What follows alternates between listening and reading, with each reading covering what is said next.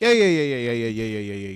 welcome back to another edition of the Men Who Cry podcast. Make sure you like, subscribe, review, tell a friend, tell a friend, tell a friend, tell a friend, tell a friend. If you do not do these things, I assume that you kick dogs in the park. On today's episode, we have another returning guest back again to talk about all things MLB, as we're talking about the major leagues of baseball. Lane, how are you doing? Back again. With the white vans. I'm doing You're old really enough to good. get that reference? I'm not old enough to get that reference. Jesus Christ. Hit me.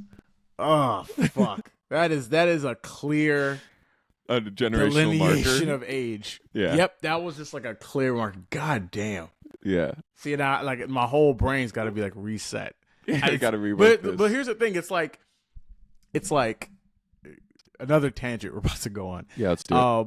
When I was a kid, way back in the day, like, you would have, like, references that people would say, but, like, it would still be funny. Like, where people used to say this reference a lot of times to me, be like, yo, where's Ja? Or anytime, like, you see Ja Morant make a play, he'd be like, where is Ja? And it's a joke from a Dave Chappelle stand-up, right? Mm-hmm. Where he's talking about Ja Rule. Yeah. Who was a rapper, who I just realized you probably don't even know who Ja Rule is. I do know who Ja Rule is. I'll say that. Cool. Yeah. But, like, it's a standalone moment. Like, you can go back. You can find it. I don't remember what comedy show. It's probably on YouTube, right? But you can find this clip. And you can watch it, and it's still funny. The whole thing, the whole bit's funny, right? Because of, I think, social media just destroying comedy and what we find funny, repeating the context of this joke, you're not going to find funny. Yeah. Totally. It's like, the essential thing was, it was these two kids. One kid was recording the other one. And he was wearing Vans. Like, you know what Vans are? Yeah. Okay, so he's wearing like the basic Vans, right? Yeah. And he's wearing white Vans. Mm-hmm. And basically, it's a I don't even know if it was even a Vine, but like it was basically this kid was recording this one guy, and he kept saying like, "Damn Daniel." And it's the damn Daniel. It's the damn Daniel. Yeah. Okay, boom. Yeah. Yes. It's like back at it again with the white Vans. Yeah. That's the thing he says at the end. Okay, so my thing with this is that I grew up in like I wasn't allowed to have a phone for a long time. Do you know? So like I grew up in one of those households. So I feel like I also didn't get to watch like SpongeBob or anything of the classic markers of my generation's like this is how we think things are funny. And I feel like it left me at a point in my life now where I'm like, motherfucker, my family fucked me. Like everybody's got different touch tones for like what the cultural moment is, and I was left as a child in the dark. I like remember when SpongeBob like came, like the first episode of SpongeBob. Like I remember where I was, what I was doing, and I was like, this thing is terrible. And like I watched, I was like, this is awful. But like I kept watching for a long time. Yeah. But the thing is like I think the cool thing about SpongeBob is like it kind of came at like a perfect time because it came and like people of like my age, like you enjoy the show, but then there's like a second life of it where like I guarantee you there are just kids who know SpongeBob from memes. Totally. They don't know the episodes or anything like that. It's just memes online. Yeah. So it's a great thing. And the fact that show is still going is incredible to them. Insane. But yes, we're back at it again with the Vans and the memes. Speaking of all this,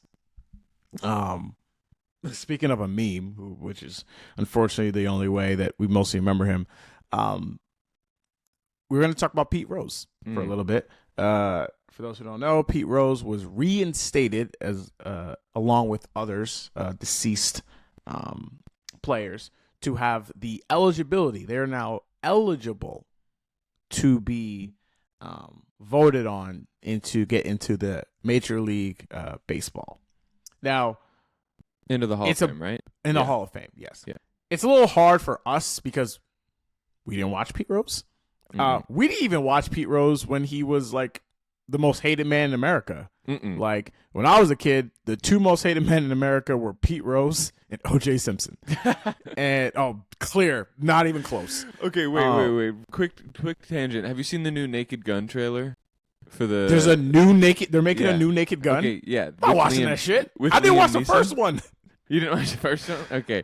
That shit came out in the 70s. Shout out to all the people who watched the new Naked Gun trailer and there's an incredible O.J. Simpson reference in it. So shout out to those people. Can I ask a question though about the trailer? Because Yeah. I'll watch the trailer later. Yeah.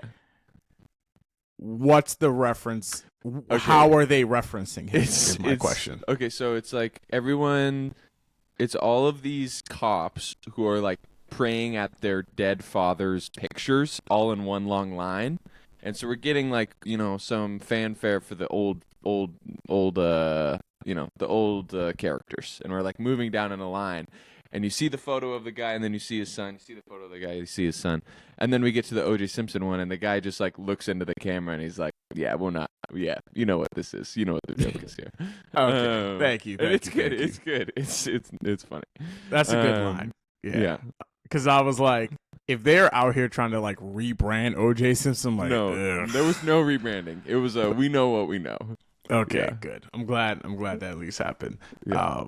Crazy times. Okay. Pete Rose, O.J. Simpson. Pete Rose, O.J. Simpson. I mean, listen, they 2 cans of the pie. But yes, Pete Rose is now eligible for the Hall of Fame. Like I was saying before, it was like Pete Rose is probably the most infamous figure in MLB history. Next is probably Shoeless Joe Jackson or the Black Sox scandal. Pete Rose admitted to betting on baseball, and he was banned for baseball for the longest time. I remember as a kid watching Mike Greenberg and Mike Golick, and they kind of gave away the ghost or gave away the joke one time on the radio saying one of the easiest ways to make content, it wasn't called back then, but like to get people to watch your show on maybe a July 8th, no one's really listening to the radio, is should Pete Rose be in the Hall of Fame? Yeah. And you just tee it up and let everyone kind of just say what they got to say. Get angry about it for a week. Yeah, get angry about it for a couple of days, and then you just move on. And I remember it being like such a hot topic growing up for a long time. And like, it's incredible that like this wound is almost kind of reopened. So I'm curious to think 2 questions. One, do you think Pete Rose should be allowed back in the Hall of Fame? And the second question is, do you think he will get into the Hall of Fame?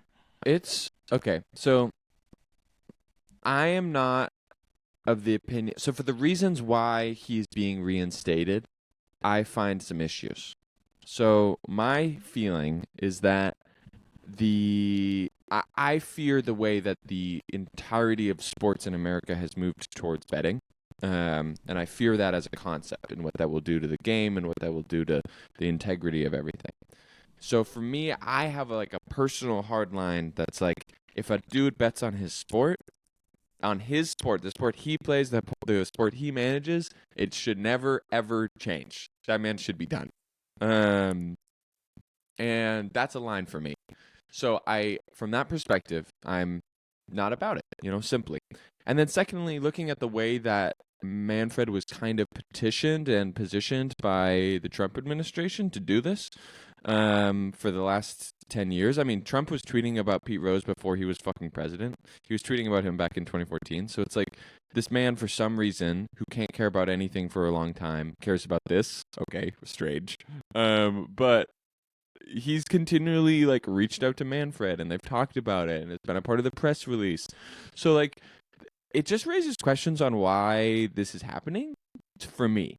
Why now? Why are we doing this now? Obviously, it's because he's dead, for one reason, because they didn't want to actually deal with this as a conversation, as a real conversation. They wanted to have it be where they could just do it and have it be what it was. But I also think that Pete Rose is inarguably an important part of baseball history. And he's the hits leader. He is arguably one of the GOATs. He could probably have a place on the Mount Rushmore pretty easily, and you wouldn't blink an eye. And for those reasons, I think that he needs to be a part of the Museum of Baseball, part of the Museum of Cooperstown, but not necessarily a part of the enshrined in the Hall of Fame. Do I think he will get in? I do. I do think he'll get in. So he would have to get in through like the selection committee, that like special ops thing they do every with like not as a part of the main group, but as part of the like basically how all of the steroids era guys would maybe still have a chance to get on. And I think it's likely that he gets in through there. I think that the energy around him is more positive than negative. But yeah, okay. So what about you? Are you pro him? Are you, or not him, but are you pro him in the fame, or what are we doing? So, before I get into that, I want to actually touch on something that you just said, because it actually sparked something in my mind. Right? Yeah. The feelings that I think this country has on sports betting or betting is wildly different now. Totally. Back than before when he is now. We have now had players bet on their sports already recently with the Javante Porter, and there was someone else who was caught sports betting. Either way, I think that the cultural shift of how we feel about betting is very, very different than when it was back in the 70s and 80s. And I do wonder that my biggest fear, I think, about this is it's never going to be like the top guys. They make too much money. The LeBron Jameses, Anthony Edwards, the Patrick Mahomes. Like you cannot pay them enough money to make them throw a game, right? However, I am worried about someone like in college maybe doing this or getting caught up in this. Now, maybe NIL is enough to kind of keep that at bay, but we made a pool already for this to be like a scandal, right? Like you can bet on anything now. What's stopping a Division II player? Hey man, I'll pay you a couple grand. Just, pull. Don't try to hit anything today, right? Mm-hmm. Just to win the game. And like you can easily see how someone can be swayed in that way of someone, if you don't have a lot of money, to push it forward. So I just think our understanding or our feelings around betting are so different that it's the level of vitriol that I think people had back then just isn't the same as people who have now. Also, before I give my answer, I'm just going to read some of Pete Rose's stats, and these are courtesy of Perplexity, which is a good source if you want to look up some stuff. So Pete Rose is number 1 all time in games played, plate appearances, at bats, hits, singles, all time. He is 6th in the NL in runs. He is 2nd in the National League in doubles. He is 1st in outs. And mind you, his postseason accolades are also insane. He played 67 postseason games. He's batted .321. He had 86 hits, 5 home runs, 22 RBIs, and he has 3 World Series titles. NL MVP in 1973, Rookie of the Year in 1963. He has 2 Gold Gloves and 17 All-Star appearances at 5 different positions. He has 3 batting titles and a World Series MVP. Like you said, Lane, this man might be considered one of the greatest players in MLB history. We are not talking about some Joe Smo guy. Like, if none of the betting stuff happened, he would have ran into the Hall of Fame. With that being said, I don't think he should get in. I think he will get in, because I think that as much as the old-time writers have held on for a long time to keep Pete Rose out, like I said before, once you add different dynamics and different seasoning into culture, people advance, people change. So while I don't think Pete Rose will get in next year or anything like that, can correct me if I'm wrong, if he's on the select committee, you can stay on that forever, right? I think, yeah. Yeah. So, like, because I know before, for those who don't know, in the normal MLB Hall of Fame, you have to get a certain percentage. And you have to keep getting a certain percentage for a certain amount of years. You have like 10 years, I think, yeah, on the ballot. Yeah, exactly. And then if you don't get it, you dropped off. Like, I believe is this Bonds' last year?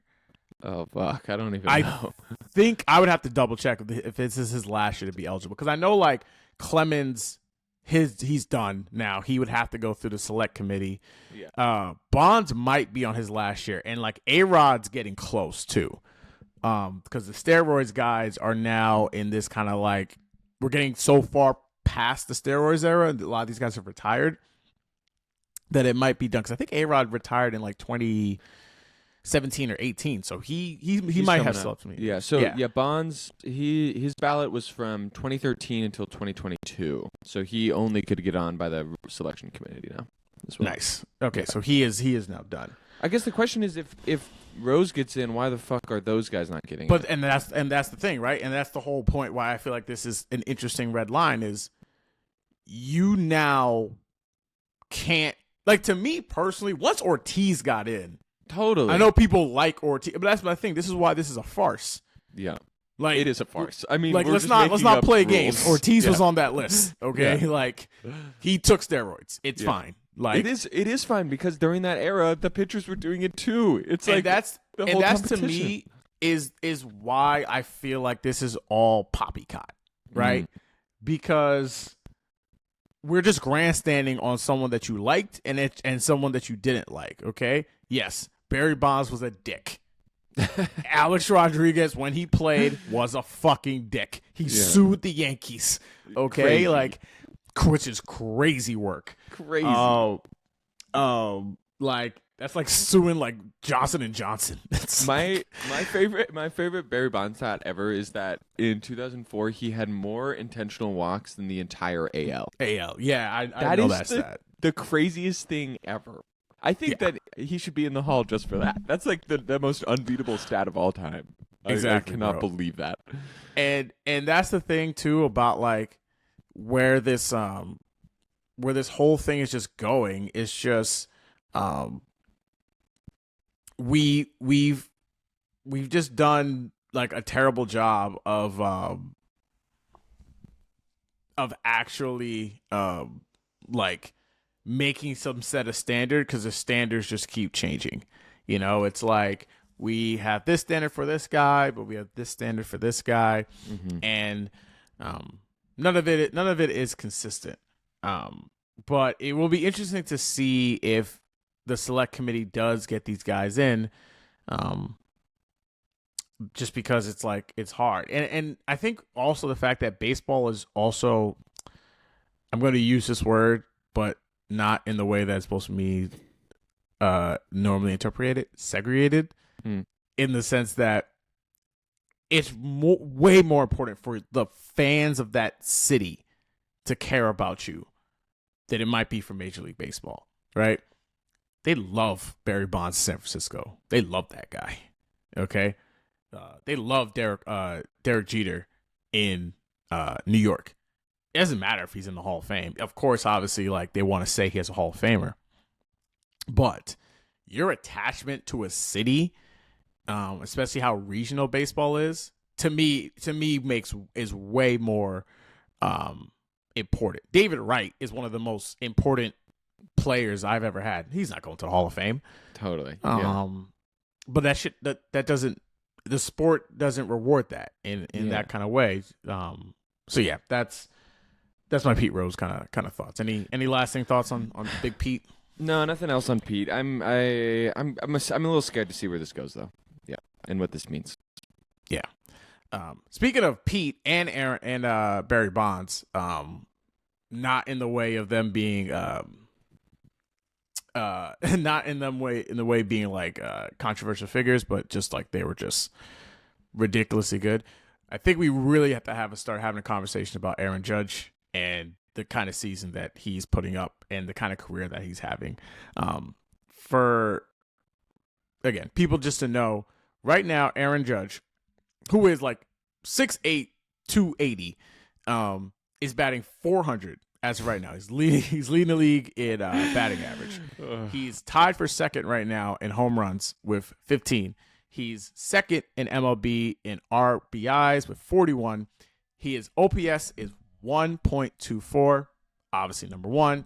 He has 42 runs, 42 runs rather for this season right now. He right now is the clear-cut MVP of the league if he keeps these up. he'll grab his third MVP of his career. I saw the stats of his last 162 versus Bonds' last 156 in his 2001 season, which is the season everyone considers to be Bonds' greatest season. Yeah. And it's like right there. The same. Yeah. It's like the same. Is Aaron Judge going to be like considered one of the greatest players of all time? Like legitimately one of the greatest hitters of all time. It's so interesting because even you can say watching this season has been like, how is this guy who is such a power hitter, who's such like a very traditional masher, how is he able to have such a good eye and such good contact? Because it just doesn't make sense that he's hitting 400. Out of all of those stats, that's the one I'm like, Aaron Judge is hitting 400. But the thing that was so crazy is last year he was flirting with the triple-double, but he was only batting like 310. And but even for a guy, like you just said, for a guy to be that big and to be profiled as like a power hitter, to bat 300 is incredible. The fact he's at 400 in May is insane. I mean, we were talking about Luis Arraez like maybe 2 seasons ago, being like, can he hit 400 for the whole year? And it obviously isn't good. It's so hard to hit 400 for a whole year. That's like, I don't think Judge is going to do it. I think he'll probably end up at like 370. I mean, that would still be incredible. You have to hit so many singles. Yeah, and he's just not a guy who's going to hit that many singles. So he's going to dip down, and it's not going to be 400, but it's still going to be probably above 350 or 350. And like that in itself is one of the coolest accomplishments a individual player has made in my lifetime for me.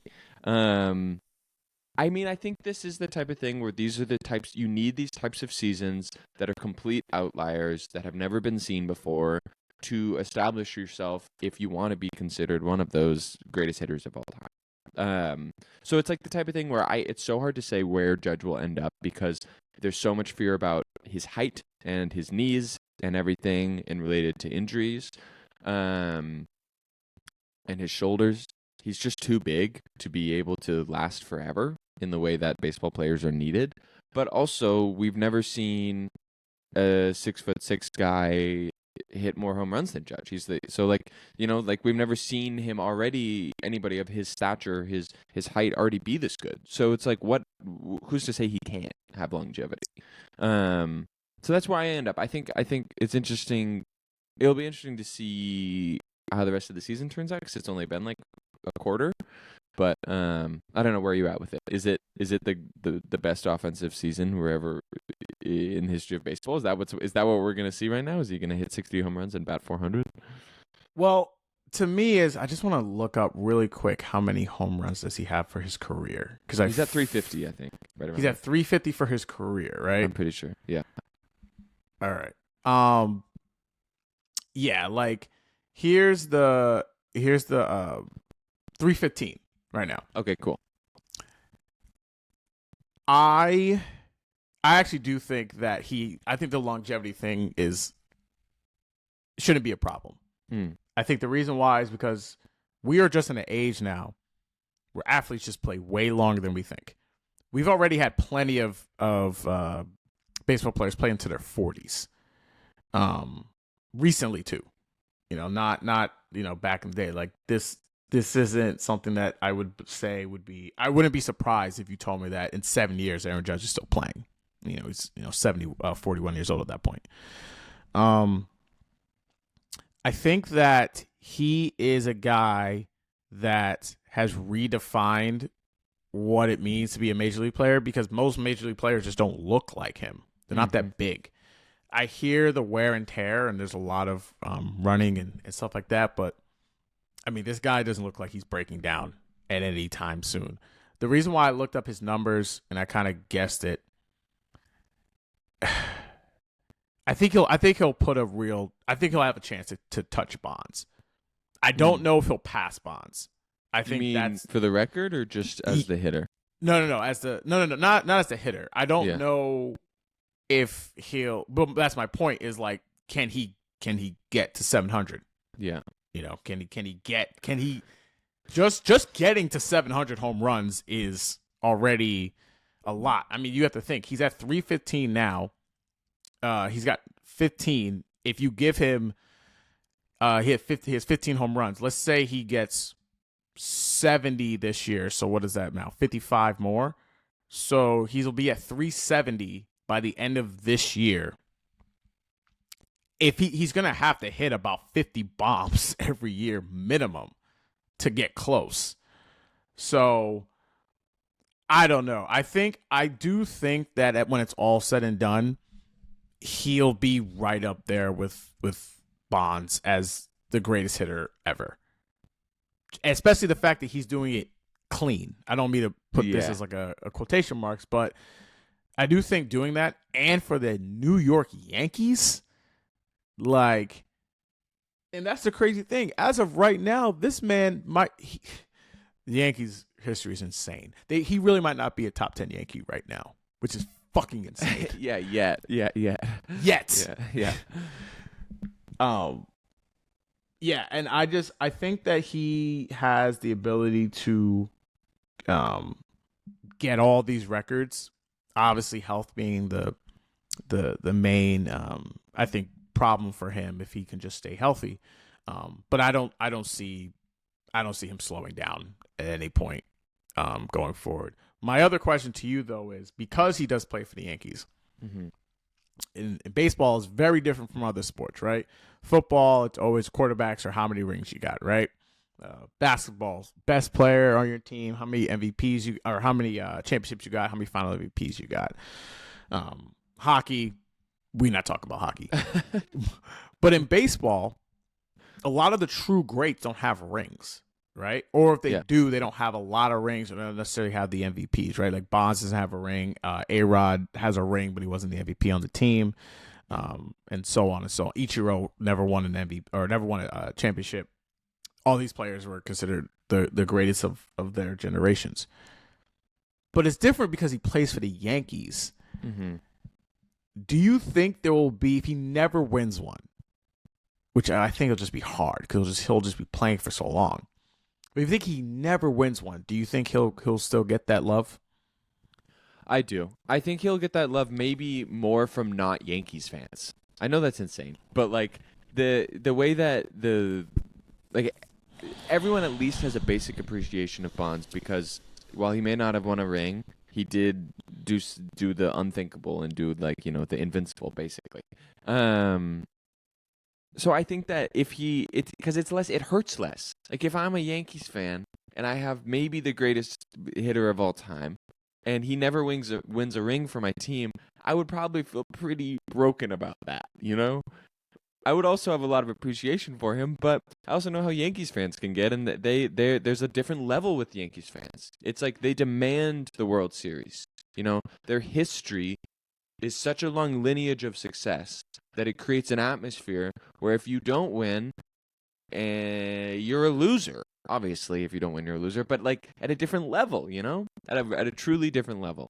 So I think that at least for maybe non-Yankees fans, it may not matter if he ever gets that ring, but to be maybe enshrined as one of like the true goats of Yankeedom, he may need it.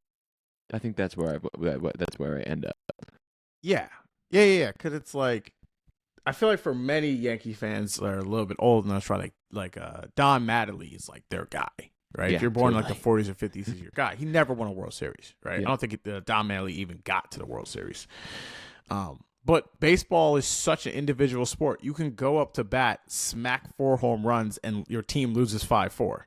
Shout out to the fucking Diamondbacks this year. Shout out to my Miz. Well, it was Suarez, right? He did that and they lost. Yeah. Fucking Braves. God damn so it. Fucking stupid.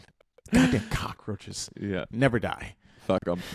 It's so funny because I remember one of my friends, this is a complete tangent. One of my friends was hitting me up. He's like, you saw the Braves like 0-7? and go like, there's 1,000 games left, Yeah, man. we're good. Yeah, they'll be fine. Trust me. And sure enough, they're fine. Right on schedule. Right on schedule every single year. Nothing makes me more realize that you don't risk anything in your life if you are panicking about your baseball team in April. Totally, yeah. You can just pen the Braves down for 90 wins, and then they're getting into the playoffs. Yeah, we'll be fine. I mean, listen, the NL. Well, we can get into that later. The NL's a little tough, but still. But yeah, like you said, it's so odd because he's just going to be judged by a different standard just because of the team that he plays for. And I think there would be some, to be fair to Yankees fans, there will be some disappointment, I think, if you arguably have the greatest of all time or one of the GOATs, one of the arguments, right? Every little thing matters, right? Yeah. You're really my favorite Jerry Jones line, you're circumcising a mosquito, right? Like you're really cutting deep and really trying to get into the nitty-gritty of this stuff. And so, like, while it hasn't normally been a conversation about World Series rings or MVPs and the World Series and things like that, I think that people will hold it against him if he doesn't get it done. But the numbers are the numbers. Mm-hmm.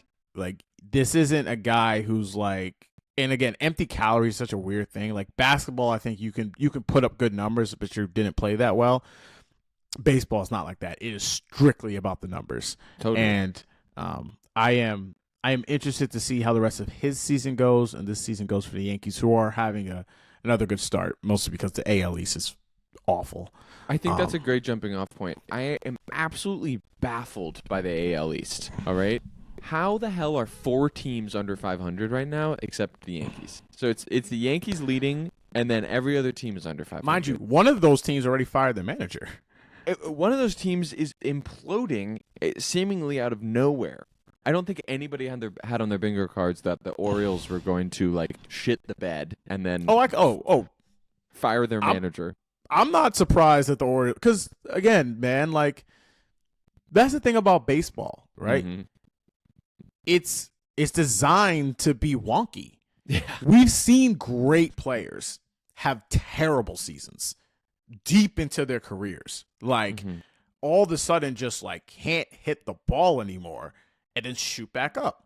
Right? And I think when and this is actually a good jumping point to the next topic we want to talk about. When you have these small market teams that are so petrified of adding more money, taking any risk, trading prospects, you end up in a situation like, we'll just let it grow organically. That is one of the easiest things. This is not a 401k, okay? This is not here for you to collect revenue. This is for you to push your chips on the table. The fact that I still will never get over the fact that they didn't trade for Shohei Ohtani. It made no sense 2 years ago. It's like you're right here. You need a pitcher and a hitter. Yeah. It's like you could add him right now for 6 months and you might make the World Series. They haven't made the World Series in decades. Yeah. And I just think that owners, and I think a lot of times it happens with small teams, they are comfortable just chucking along, keeping along, and not like putting out actually anything to show for it. And this transitions me to the Paul Skenes kind of conversation with the Pirates, which is, I don't know. I'll ask you, how do you feel about this? I feel like this is more like outside noise driven. You versus mean they're gonna trade him? You mean that energy? Like, because why? What has anything else indicated outside of them losing shows that they need to trade this guy? That's the thing I don't really understand. I mean, I think it's a lot of noise, but it also could be the type of thing where it's noise that's prepping for something, because I don't think there's in 4 years. I mean, yeah, but that's the thing. Like, they're gonna want to sell high on him, but it's also okay. So here's the thing with the Pirates. He's like 20. The Pirates ownership doesn't make any sense because they continually make the worst possible choice at all times. So if we operate under that assumption, so a few examples. So we at the beginning of the season we had. So I'm not sure why they're called this, but there's like a nickname called the Buccos for Pirates fans and in Pittsburgh maybe in general. But there were these famous bricks that were made at PNC Park when they opened 25 years ago. The Bucco bricks, and you could pay to get them like with your name on it or like a family member's name or just like commemorative. And they were right at the entrance, right at one of the entrances of PNC Park in Pittsburgh. And this year, opening back in April, the bricks were gone. And nobody could figure out where they were until they turned up at a fucking recycling center where they got rid of them. They threw them away. Yes, the ownership replaced them because they were deteriorating and threw them away. Didn't give them away. Some of those were like for dead family members commemorating like our deceased. It's just like this level of ineptitude is it's an incredible height. Okay, so if they were to trade Paul Skenes, it would be utterly stupid and ridiculous, but I wouldn't put it past them because they're definitely not going to want to pay him the bag, probably $500-600 million bag he's going to get if he continues to pitch at this level. So in 2028, 2029, when he's going to become a free agent and the Dodgers offer him $600 million to wear that Dodger blue, and there's no way the Pirates are gonna accept that. So why would they not trade him in 2027? If that's how they're thinking, why wouldn't they? I mean, I agree. Okay, hit me back. Where are you at? No, again, everything you just said was absolutely facts, and also didn't know anything about them just throwing away bricks for also people. Also, the Roberto Clemente stuff. Did you see that at the beginning of the season? No, I didn't see any of this. Okay, so they covered up. There was on the wall, on their outfield wall, they had like an image of him, kind of heat pressed into the wall. And they covered up with an ad instead. They replaced it at the beginning of the season. They were like, "How about no more Clemente? Fuck that, dude. It's time to put up like a Sears ad." And then fans revolted and they put it back. But it was just so stupid. I think that's almost as bad as what the A's are doing. The fact that they have their World Series banners is literally attached to the side of a fucking cement wall. I couldn't believe it when I saw the games. Yeah. So here's my thing, right? I don't believe that you need to have the highest payroll in baseball to win the World Series, right? Mm-hmm. I don't necessarily think you need to spend have a $400 million payroll. I don't believe you need to do that. It's nice. Certainly, as a Mets fan, pretty sure I bet it's nice. Yeah. Oh, it's nice. It's nice. Yeah. It's nice. But you don't need that in baseball. The fact that this organization is so piss poor that they're already talking about trading away a generational pitcher in his second year. He might win the Cy Young this year. Unbelievable. In his second year, this man might be one of the faces of the sport going forward. Mind you, this is the same organization that traded away Garrett Cole. So you're just gonna do the thing you just did. So you're just gonna be a minor league farm system for the Dodgers or the Mets or the Yankees or the Phillies. Grow up, okay? You make bank. Can we stop acting like these owners are poor? They're not. All right. I understand back in the day, the Utah Jazz owner used to be a used car salesman. Real story. These are corporations now. They make billions of dollars. Stop lying to your fans and stop pretending that we cannot do this and that you have to trade away the best thing that you have for what? And mind you, I don't think any one of us thought the Pirates were going to be really good, right? I thought that they could be, 70 games, maybe. Yeah, maybe touch 80. Yeah. Interesting. You know what I'm saying? That interesting team, young guys come up. Yeah. See what you got, right? But it's almost like the Pirates did this to themselves. Because I don't think they're underachieving. I think they're not good, but I don't think that they're supposed to be a World Series contender. And mind you, it's May. You have so much time. Look at what happened to Detroit last year. Detroit was so bad to start the season, and then they ended up making the playoffs, and now this year they're the best record in the league. Mm-hmm. It's and again, I'm not trying to do a comparison completely. Do Detroit, even though they have AJ Hinch, who's clearly a really good manager, taking Detroit, and this is your arc should be, but I don't think anyone was critiquing them for being bad, which is why which I feel like this is all like circumstantial evidence of teams bad, fires manager, will star player want to stay. Yeah, it's a narrative thing, probably. Like, it's kind of the stuff that's happening with Giannis. I feel like it's a little different, but it's pretty adjacent to that I feeling. think that's a little different, but go ahead. But, like, I mean, Giannis hasn't asked out, We haven't heard that Giannis wants to leave. It's the same type of thing. I would argue with Giannis. I think the reason why I think those things are different is because Paul Skenes is so young, and also the team is legit bad. Right? Yeah. And again, like, there was no expectation. You could argue the Bucks are legit bad, though. I mean, yeah, that's not going well. Yeah. But I think with Giannis' situation is, and I did a pod about this 2 weeks ago now. I think I either did it by myself or with a guest, but it all runs together at this point. But I would love for Giannis to stay. I think guys like that in those markets should stay, and that I think that's just cool for a place like Milwaukee to say, like, this is our guy. He played here forever. We won a championship. He's won a bunch of MVPs. This is the greatest run of Bucks basketball since Kareem, since the 70s. But at the same time, Giannis is 31 years old, and he's looking around. He's like, yo, I got Gary Trent Jr. as my second best player next year. The clock is ticking, right? Like, I might need to get out. And again, very different in baseball and basketball is you can really replenish your team, and your team can get really good, really not fast, but your team can really be supplemented by this, like the Paul George trades and things like that.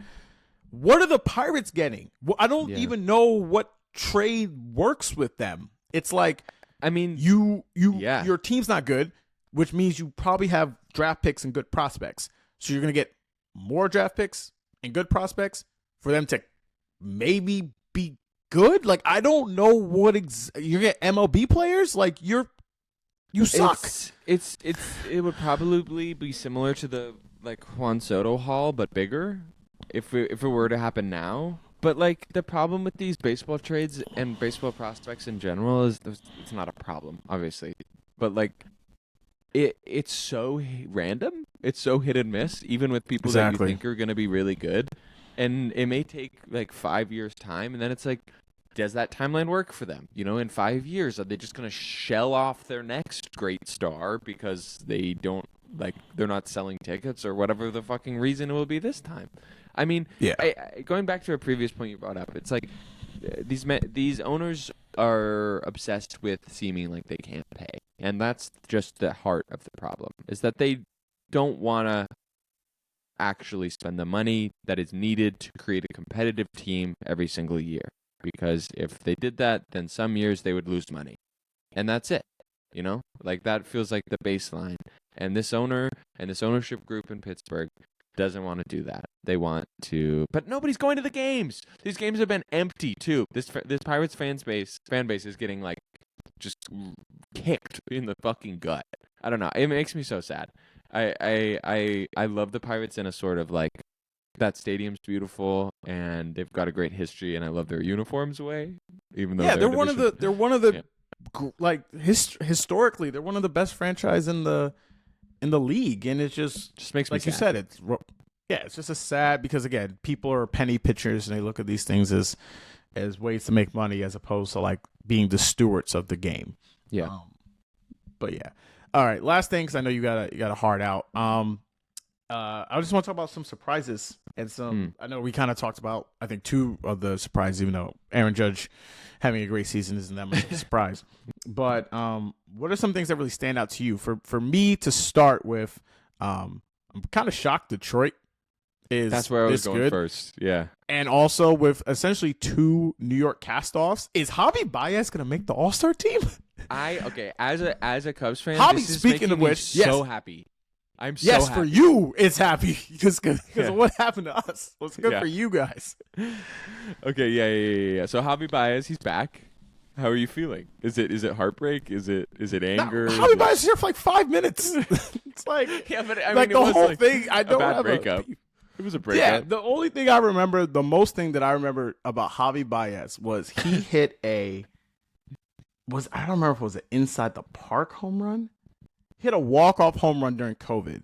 Okay. When it people were, because he got traded, he got traded from the Cubs to the Mets in 19. Yeah. And then he was there in 20, which was his walk year. Yeah. And the Mets were off to a terrible start. They had a terrible season that year. Mm-hmm. And they in 19 and in 20. And the most notable thing was they were trying to not lose to the Marlins. And I believe he hit he didn't hit the walk-off. He scored the tying run. And he ran to home plate, scored the run, and then they spent, I think, 3 hours trying to find his diamond earring because he lost it in the dirt. Damn. Real story. Damn. Yeah, Javi. that's the most notable Javi Yeah. Baez That's moment the biggest of Met his story he had. Yeah, and did they find look, it? Happy ending? I don't think they found it. Oh, fuck. Yeah. That thing is somewhere in the dirt. Yeah. Or someone's engagement ring right now. Yeah. But The no, ump I don't. swiped it. Yeah, exactly. I think for me, one, the organization was just such in a bad place. Yeah. Already, it's kind of how I feel about Chris Stapps. You know, it's like I don't if it was the organization now or the ownership or the not the ownership, if it was the president or the team being run now, I'd probably be a little bit more sour. Mm-hmm. But when you're run by idiots, why do you expect? You expect idiot shit to happen? Yeah, exactly. Right? It's like like I said, there's a part of me last year that felt happy that Chris Stapps won because he was with a terrible organization. Yeah, and totally. Terrible organizations do terrible things. Yeah. But I wasn't same thing with someone like Obi Toppin, right? Who's a way worse player, but I feel happy for those guys. These are real people and they have real lives. And even with PCA, he never played for the Mets. Is this man might be the best outfielder in the league now? Yeah, that might fucking suck. But look, you have Juan Soto and the second best record or third best record in the sport. Not really complaining. There's no beef. So, okay, but going back to the Tigers, it's awesome to see Javi playing well. I mean, WAR is kind of it's a whatever stat sometimes, but he had negative WAR over last season. I think over one, negative -1 WAR. He's already almost at 2 WAR for this season, so that's just awesome. It's just good to see a guy that looked like he was gonna maybe have the worst contract in the league be good, and especially as an ex-Cub, it's even I'm just happy to see him thriving. I mean that Detroit team was fun in the playoffs. I mean that they're clearly well managed. You brought up AJ Hinch.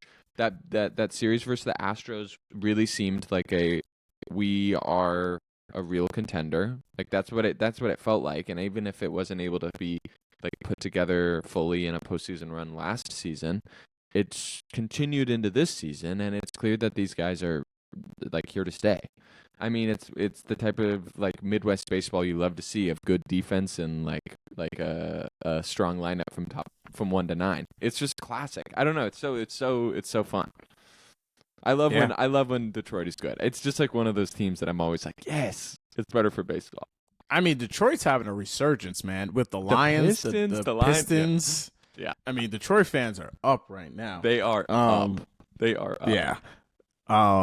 Okay, who else? And it's so ironic because Chicago is the complete opposite.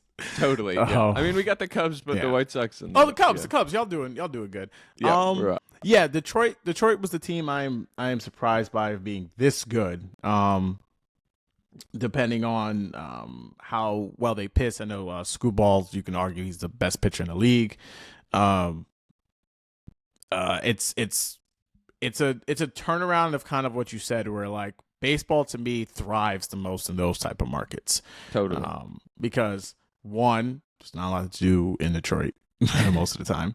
But secondly, it's that's where baseball was king, in those kind of mid markets in places like that.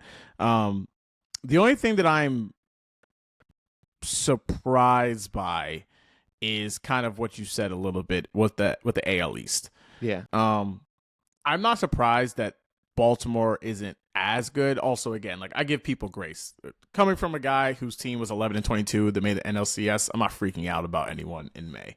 Totally. However, the fact that like almost no one is pressuring the Yankees in this division so far is shocking. I'm really surprised about the Red Sox because as we talked about this, we thought they were going to be really good, and then Detroit just swept them. I think a couple days ago, which speaks to how good Detroit is. But and then the whole Rafael Devers situation where he's not going to first base. You see that?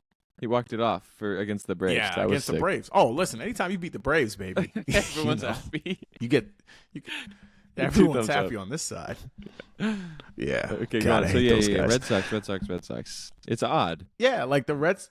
Yeah, it's just odd, and I feel like their pitching's good. They have the components. I know.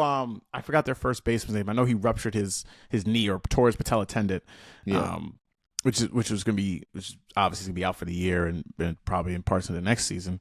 But I guess I'm just curious to see how this Devers situation plays out because he kind of has to play first. Yeah, totally. And this gets back to organizational, there not being alignment, right? The previous administration gave him the contract, but he's still on the Red Sox. And now it's okay, you're not a good third baseman. This has kind of been established. Not working. It's not working out there. They have a third baseman on the roster. Yeah. Who's having a killer season. Shout out to Bregman. Yep. So it's dog, play first base. This really just seems like an ego thing.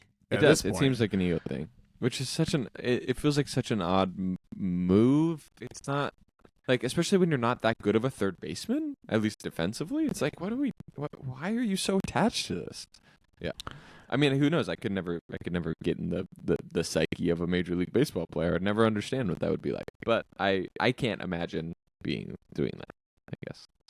Yeah. I mean, I would say to Devers' point, the fact that I would also say this, the fact that they never told him, he should have at least played some first base. Totally. During spring training. Yeah. And I can understand from his perspective, I can see him saying, look, I trained to be a third baseman. Mm-hmm. I played third base. I'm pretty sure he's played third base his whole career. He has been a guy who, and especially for baseball players, you tweak one thing. Yeah. And you can get into a bad slump. So I think if he is playing first base, maybe making some mistakes in the field, it's not going well, that can lead to his bat. Mm-hmm. And you need his bat in that lineup if the Red Sox have any chance to what we thought they were going to do and be really good. And so totally. Yeah, you're not wrong. Yeah, you don't want to mess with it. I mean, I think one of the things with the Red Sox is that their pitching has just been pretty odd. They have Crochet, who's elite, a part of the highest echelon of this season, but they don't really have a number two after that. And their rotation has been there's been some Walker Buehler who's playing okay. Shout out to Walker. There's been some that one guy that just keeps getting shellacked. I forget his last name. Starts with an H. Tanner Houck, or something like that.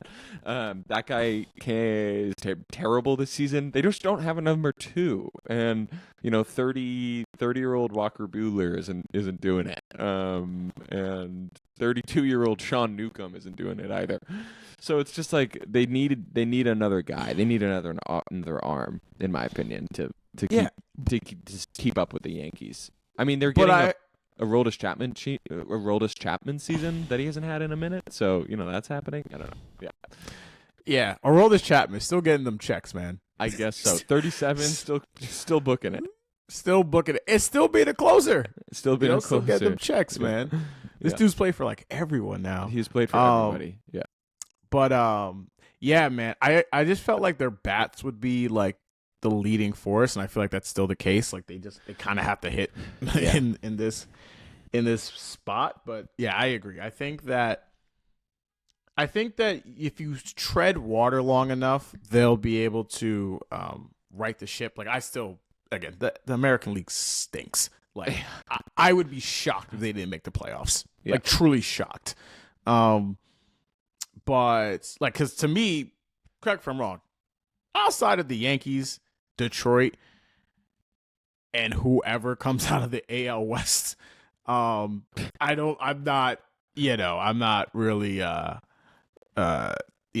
concerned. I would say no. I think the Royals have been pretty good. The Royals have been all right. I mean, Minnesota's the hottest team in baseball. Minnesota's they're won like 13 straight now. Yeah. I mean, that pitching rotation is going to be, if they make the playoffs, one of the toughest. Seattle's We're going to have our interesting. annual, is this the year the Twins take out the Yankees? And and then don't they win a game? That's a mental block. It's up here. It is. It's in the fans, it's in the ownership's mind. Totally. You cannot tell me that is not a lock box that they have the key and will not use. Yeah. Like, literally. I think it's like, is it like 13? They haven't won a game against these guys. That's so sad. That's so depressing. Like, Jesus Christ, man. Maybe this is the year. This is decades. God, man. If those two teams line up, just... It's going to happen because that's what happens in baseball. That's every the beautiful time. thing. It happens every time. Yeah. Oh, God, I couldn't do it. But all right, Lane, I appreciate this so much. Please tell the people where they can find you at and what you have going on. Amazing. Thank you. Yeah, I've got a Substack that's just my name, Lane Riordan, laneriordan@substack.com. Have a newsletter there, post essays, talk sports, talk media, talk a lot of film. Talk life. We get into it. Things happen. But yeah, follow me there if you want any more. But yeah, thank you for having me on. I love it. I love talking baseball. I love talking baseball with you. We're just crushing it. The season has actually been super interesting, so I'm really glad that we're chatting. Yeah. And ain't nobody can convince me this is a Homer Mets pod. We didn't talk about the Mets once. No, we did not. No, we did not. We didn't talk about them one time. It's all good, man. It's plenty of time to talk about them later. All right, for Lane, this is your guy, Just. Again, like I said, thank you, everyone, to listening. Please subscribe, and leave a review. And I'll hit you guys up later this week. Peace.